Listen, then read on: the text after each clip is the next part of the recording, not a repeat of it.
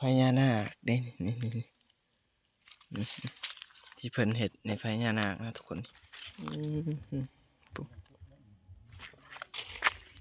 ติหางเพิ่นที่เพิ่นยังเห็ดบ่แล้วแต่ในเพิ่นที่ต่างขึ้นในนี้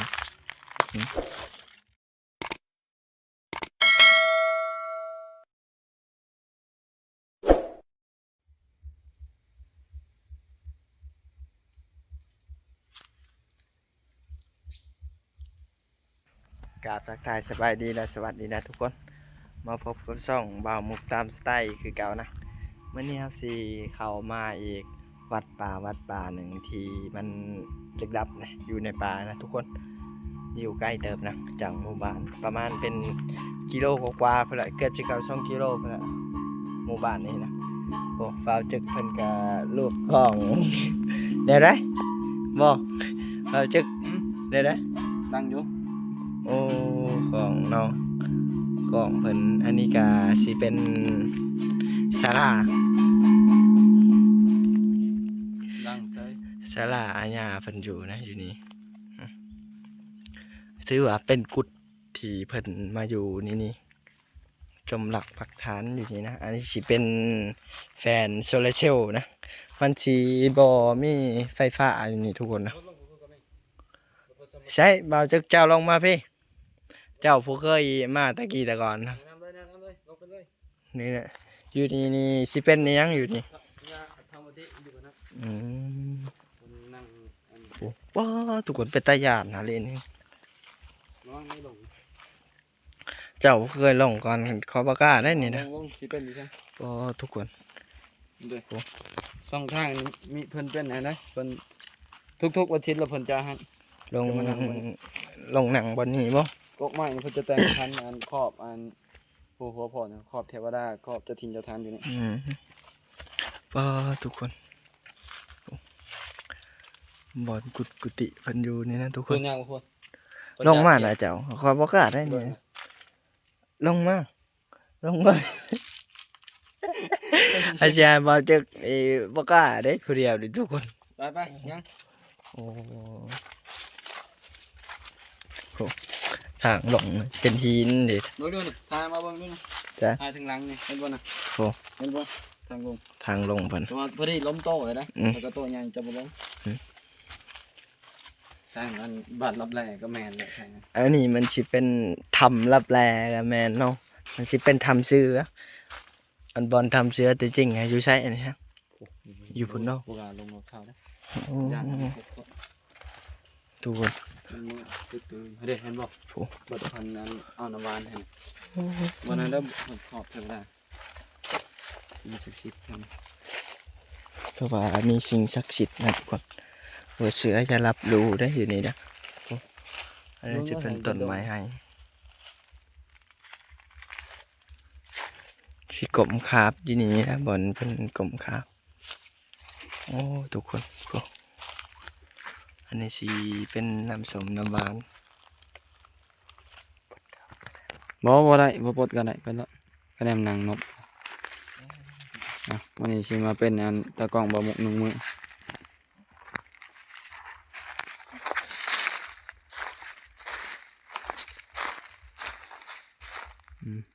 กับขอพรเพิ่นวันชิ้นโลวันยังเพิ่นจะเอาทูบเอาเทียนมาไต่ไปนี่บนนี้มันเป็นหัวโพนเป็นนอนเลยขึ้นไปพักนั่นจะแมนบ่ไปพักนั่นจะแมนบ่ว่าจุดเขตวัดมันเลยอันนี้นะเขตวัดป่ามันบ่แถวเขตนั่นจะไปละบ่เคยมาแต่เขตเอาไปอยากไปทุกคนบอกว่าให้ไปก็อยากไปก็มีบ่ทาง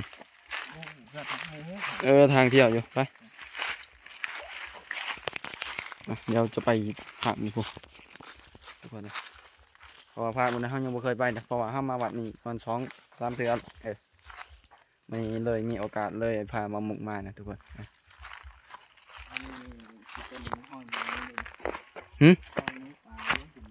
แม่นเหรอหอยหมูปลามันลงมาดินกินน้ำท่าน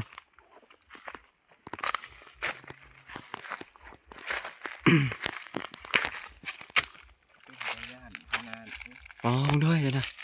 เฮ้ย หากงาให้ยันก็ตัวเบิ่งด้วยจากบ่อนี่มีครั้งแรกเลยที่เคยเข้ามาเนี่ย คนลุกบ่มุกเบิ่งดู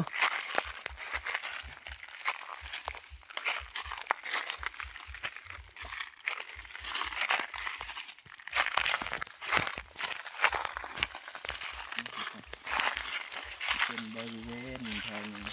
ที่เป็นเนินหินเขาก็บอกกล้าเข้าไปใกล้บูฮู้ว่ามันมีสิ่งศักดิ์สิทธิ์ยังมีย่อมบูฮู้นะ ทางนี้ฮะ ได้ยินยาเพิ่นเล่าเด้ออันนี้ก็เสือบ่เสือก็ใช้วิจารณญาณในการรับชมเพิ่นนั่นจะมาตั้งบนนี้ทำอิฐทำบ่อนะเพิ่นเห็นคนย่างเพิ่นว่าแล้วเพิ่นเล่ามาคร่าวๆว่ามีบ้านรับแลได้บ่นี่ มีบานรับแลเนาะ อืม ตะกี้นครนะแต่เข้าหยุกของปูเพิ่นแหละ บ่เพิ่นมาตั้งวัดนี่เพิ่นก็เห็นเพิ่นเลยมาตั้งวัดในนี้เพิ่นอยู่ผู้เดียวเดี๋ยวนี้เบิ่งว่าอาศัยอยู่ผู้เดียวเลย ก็มีน้าไปทุกคนไปก็เข้าไปกันเอาชิไปเบิ่งอีกจุดศาลาจุดหนึ่งที่เพิ่นสร้างไว้เพราะว่าไอ้หน้าผู้เพิ่นบ่อยู่มันฮะแต่ว่าเฮาขออนุญาตเพิ่นแล้วเอาสิเข้ามาถ่ายคลิปเนาะบ่าวจึกเนาะ แม่นล่ะเพิ่นให้ทายก็มา ทุกคนเอาสิไปเบิ่งศาลาอีกนะ อยู่ลุม อยู่หลุมผู้ ฮอแจกคันว่าล่ะ แจ้งเพิ่นที่นี่อีกบ่ที่บอลได้บอลหนึ่งที่บ่าวจึกเพิ่นขึ้นนะที่เป็นกุฏิไอ้เนาะที่มันเป็นเหวสูงๆอยู่พุ่นบ่ อ๋อตัวนั้นตะกี้มีหญ้าอยู่นะแต่ว่าอันนี้เพิ่นบ่ค่อยได้อยู่แล้ว เพราะว่า มอยู่พี่เองเนาะ แม่นๆเพราะมีหญ้าผู้นี้นะเคยไปอยู่วัดตัวอื่นมาได้ แต่วัดตัวนี้เพิ่นสร้าง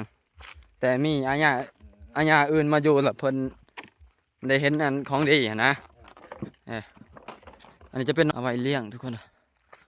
หินเลยเดินหินเลย แม่นมันเป็นหินดาน ทำเสือเนาะอยู่ดี แม่นล่ะ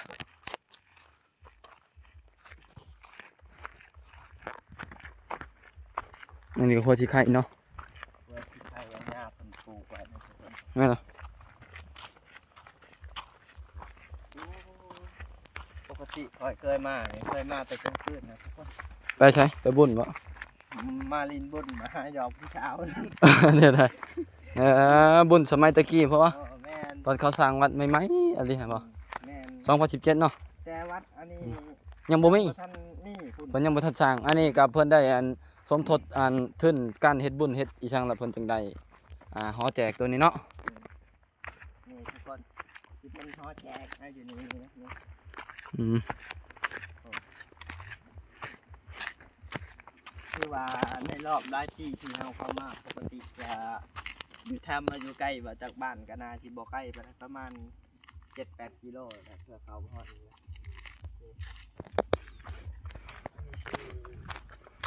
เป็นวัดอันเนี้ยเบิ่งปกตินี่สิบ่แม่นอันนี้มันแม่นนะทุกคนนี่เพราะว่าทำตะกี้แต่ก่อนมันมีนะคนเราทำเสือแต่บ่ฮู้ว่ามีเสือใต้บ่ตะกี้แต่ก่อน บ่เขาได้ยินข่าวๆนะอ่ะ เสือเข้ามานอนแล้วเสือก ระดูกมันจะคือกระดูกเสือกระดูกแขนมันนะ เออ แต่ว่าตอนนี้บ่เห็นแล้ว เองก็เห็นตั้งแต่2016 2017เขามาแปลงทำตัวนี้มาขุดค้นตอนนั้น และทำนะทำมาค้นเข่าแบบข้านเข่าซื่อๆแล้วเขาเจ้าต้องได้ขุดได้เจาะและเห็นอันกระดูกหญ้าเพิ่นยังมาสร้างเห็นกระดูกมันคือกระดูกเสือเลยห้องเลยทำเสือเพราะว่าตะกี้เท่านี้ปฏิการหลายสมัยสงครามเสือไอ้ช่างก็หลายเนาะ แม่น แม่นนะ ทุกคนเลาะดูเอามาตะกี้แล้วเลาะเอาทุกคนเลยคือว่าเขตนี้นี่ไฟฟ้านี่แทบบ่มีเลย แม่นบ่มีไฟฟ้า เอา มา บ่แม่นไฟฟ้า แม่น คือว่ามันบ่แม่นบ้านคนนะทุกคนเป็นแบบป่าเลยมีป่าอยู่ เฮ็ดวัดอยู่ป่า อันนี้ก็คือมัน พอเพิ่นบ่ให้อันคนเข้าหันนะ เพราะว่าจะเป็นยำบุญยำงานเท่านั้นที่กระเจ้าที่เขาสีได้เปิดนี่นะทุกคน เออ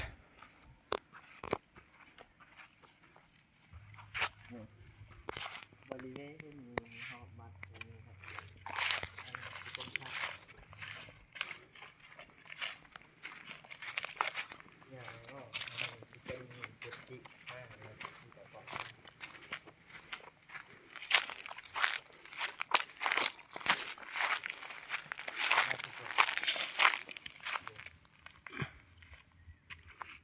เขามาอยู่ในนี้ยังหัวเสียงเป็นไงเนี่ย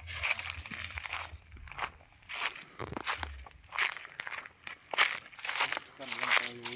บ้างแถวเขตบริเวณทางโอ้ยเจอกระเทาเพิ่นแต่ใช้ก็มาพวกเขา ต้นเนาะ เราเพิ่น สบายได้สบายดี เพราะว่าเพิ่นไปหาชื่อหาค้านำกันได้ที่ไหนมาแต่จ้านี่บ่ได้ไปยังว่าอยู่พุ่นนะ มาแต่เสียงพอ อืม แล้วเมื่อเห็นไก่หยุ่มหยอบสิ อยู่ใช่น่ะ นี่น่าจะไม่ฝ่าย อยู่นี่ นี่อยู่ป่าลองกินป่านะ ฝ่ายไม่ไปฝ่ายไม่ปล่อย เออ ไม่ปล่อย มีป้าแต่ซื้อเราบงยามากแล้วนะ ไล่ป่าผ่า โอเค คักแล้วเนี่ยนะ บ่เท่าผ่าลงไปเบิ่งแน่น่ะทำเสือมีที่เขาเอากระเจ้านะฮะนี่ ก็ลงมาเลย ลงไปกับเจ้าหั่นแหละ โอ้ยลงมันเป็นเพี้ย บ่ได้ก็สิให้เจ้าได้อยู่นี่นี่จะให้เจ้าพาไปได้นี่นะ อันนี้หมด เนาะเขาลงไปก็ได้เพิ่นยังข้าวอยากแล้ววะ ข้าวเวียกบ่ได้ข้าวเวียกเจ้า จะไป อันนี้ขาดเลยยะ พวกไก่พอ อืม เพิ่นสิไปหาพวกไก่นะเพราะว่าเพิ่นสิได้เป็นนายพรานเด็กน้อย ไม่ลงมัน ในพันใหญ่ อันนี้ก็สิเป็นกุฏิเพิ่นนะทุกคนนี่บ้าเด้อผมโอ้ทุกคนเอ้ยเบิ่งสิเป็นบริเวณหินนะแถวนี้นะ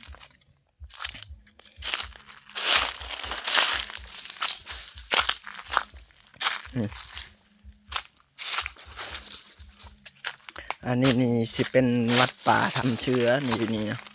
นี่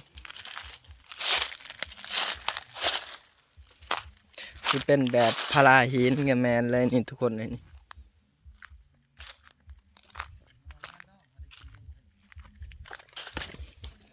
โอ้โถโหอันนี้จะขึ้นมาอีกกุฏิเก่าเพิ่นเป็นนี่นะ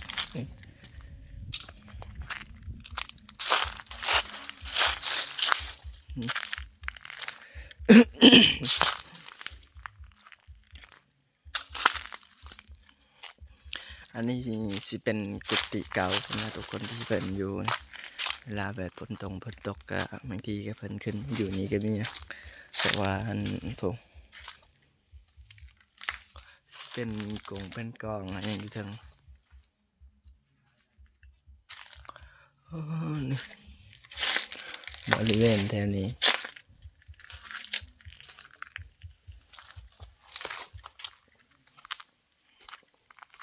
นี่นะทุกคนนะ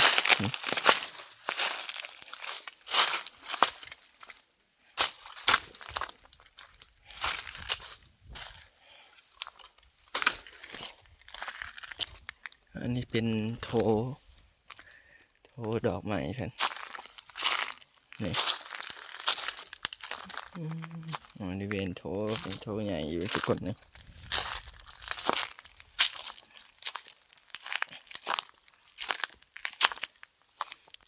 เป็นพลาหินอันนั้นก็วัดนะ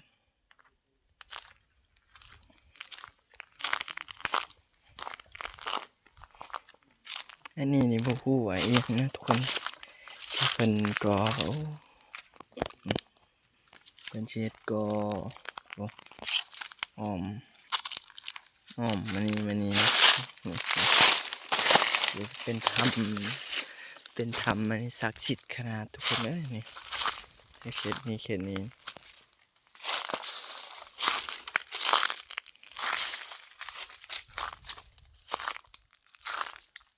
โอ้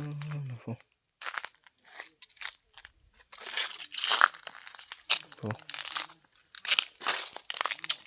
อันนี้สิเป็นพญานาคนะทุกคนนี่ที่มันเก่าแก่ตะดนนะ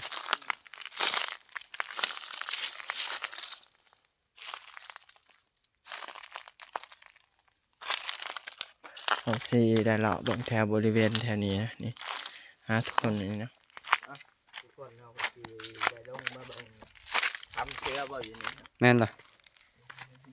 เบิ่งดูทางลงเห็นบ่ มีก่อนทำไมได้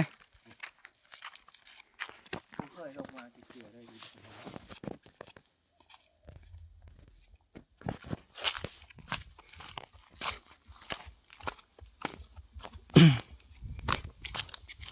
เป็นอะไรคือได้ทำพี่น้องความยาวได้ ลงไปพูแต่ว่าความยาวนี่ชิเขา40 เมตรหรือว่าโอ้ถึงพุ่นละ40 เมตร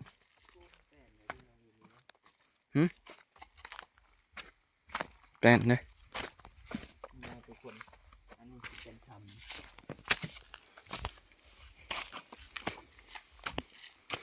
ี่แหละที่เกิดกระเจ้าของเราทำเสือ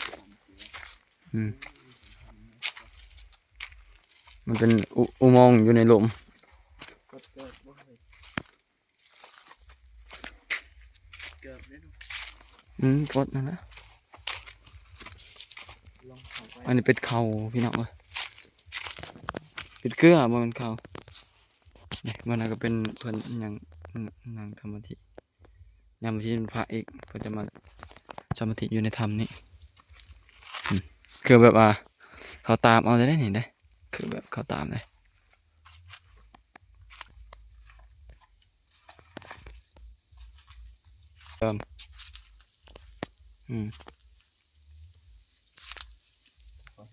อยากเขาก็ต้องคอได้นบคอนี่เขาเราเลยบ่ได้เด้บ่เคยลองจักเทื่อบ่โอ้เจ็บตีนบาดเนี่ยโอ้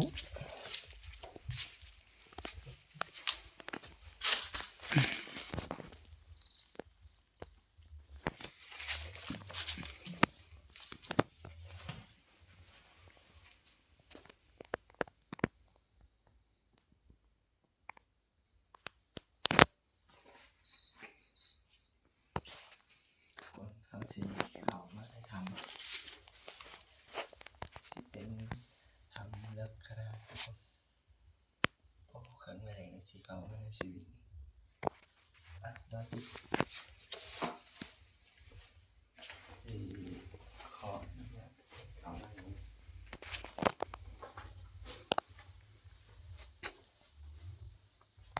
อันนี้เป็นเพิ่นนางธรรมธิได้เองมากวันนั้นงูเห่าลอยขึ้นมานี่เพิ่นนั่งอยู่บ้านเกือบขบเพิ่นว่าแต่งูจงอางอยู่นี่บุกใหญ่นะแล้วก็ลอยลงอยู่บ้านเพิ่นว่ามันน่ะมันมืดมันบดเด้บดหนาวเบิ่งกว่าฮะเป็นหูเป็นหยังมันก็มักอยู่พวกงู มันเป็นแต่อย่างเลยนะ อันนี้อ่างได้นี่อ่างน้ำศักดิ์สิทธิ์ ทำบอก ใครเป็นเจ็บเป็นไข้นี่ผู้บุคคลกินถือก็ดี หมดแต่การเย็นแล้วเสีย อันนี้ล่ะเป็นเจ็บเป็นไข้เอาไปห่มเอาไปท่าล้างหน้าล้างหยังกินอันนี้ได้ น้ำนี่ บ่มีเลย น้ำยังบ่ฮอดเบิ่ง มันชิมืดนะทุกคนนะโอ้ เด้อน้ำนี่เปิ้นนี่นี่ นี่เนาะ ได้เขียนนี่เขียนนะเขียนตัวอดนะเขียนอึกบ่แม่นเขียนตัวอดให้เขียบนี่ทุกคนเด้อก็เดี๋ยวเขาสิจับเขียนให้เบิ่งทุกคน ทุกคน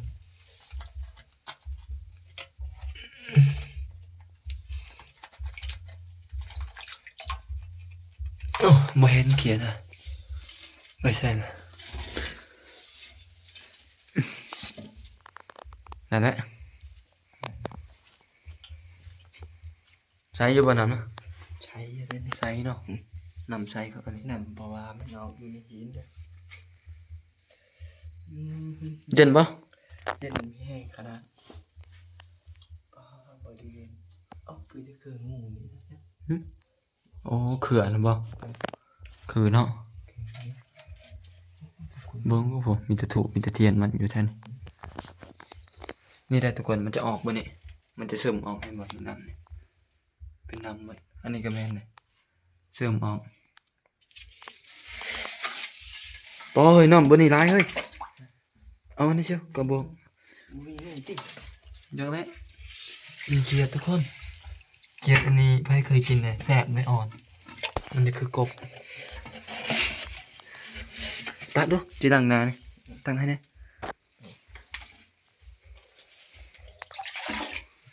อันนี้สิเป็นน้ำหินนะที่มันไหลลง ใช้ได้พี่น้องเลย ใช้อิงติงกินได้ป่ะน้อย ได้ต้องไปต้องเพราะว่ามันมีขี้ยา อ่ะเราจะกินมันกัน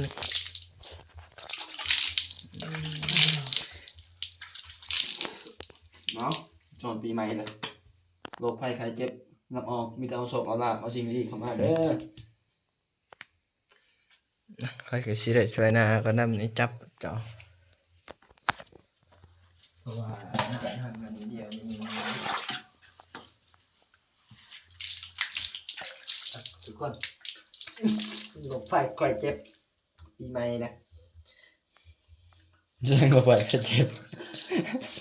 ใครดีหลบไฟใครเจ็บปีใหม่ทำทับอันปีใหม่กับอันให้มันโศกมาลาบนะให้มันอ่ะทุกคนบัดนี้เฮาก็สิได้ขึ้นไปข้างบนนี่ก่อนมา เพิ่งเนาะ ไปกันไป เบิ่งเครือเท่านี้บงบาทครบเลยโปรได้ความยาวทุกคนเลยแล้วก็ด้านหลังอีกโมเมนต์ธรรมดาเห็นบ่อันนี้เพิ่นได้ซับยินที่นำซับมาแล้วแล้วเพิ่นจะกองประไว้นี้ฟังดู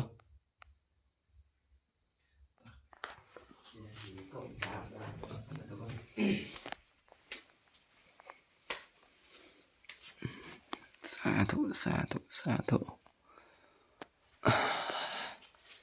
กล้าบ่กับว่านอนอยู่นี่ฮะมันก็ผูกเป็นหูเข้าได้มาบ่สุดอะไรทุกคนผูกเข้าไปเลิกอะไรเพิ่นได้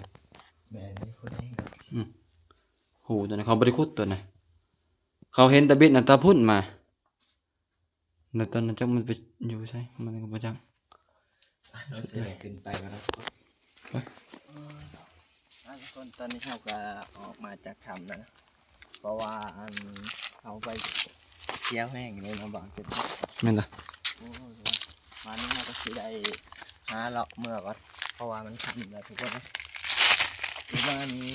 4 โมง 5 โมงเลยจะเว้นนี้นะทุกคนสำหรับคลิปนี้วิดีโอนี่ก็อย่าลืมพาเขาไปกดติดตามช่องเบามุกนะถ้าว่าผิดพลาดประการใดก็ขอโทษขออภัยนะทุกคนเพราะว่าลงลืมๆนะ ภาค2บ่จึกในเด้อทุกคนเด้อ อย่าลืมพาเขาไปติดตามช่องบ่าวจึกก็ บ่จึกแฮกเลอร์เป็นตากล้องให้บ่มุกมานี่ ปัดโตไส้แล้วโทรลาวอันเปลี่ยนแล้วนี่ครั ตัว บ ไทย ตัวไทยเนาะ แม่น อย่าลืมพาเขาไปกดติดตามช่องเพิ่น เพราะว่าซุมเฮาไปทีมงานเดียวกันนะ เออ จะได้ไปใช้ไปนำกันนะกันเจ้าชู้ฮะ แล้วแต่ทุกคนพิจารณาเพิ่นว่าเพิ่นเจ้าชู้แห้งอะไรเรื่องผู้ไปนำ ปานำพลบ่ได้เนาะ เออ ออกชื่อแล้วเนาะ เออ หัวหน้ารับเงิน ทำงานทุกคนสำหรับคลิปนี้วิดีโอนี้ก็สิได้จบเพียงแค่นี้นะบ๊ายบาย บ๊ายบายทุกคนอยู่ดีมีแฮงเด้อปีใหม่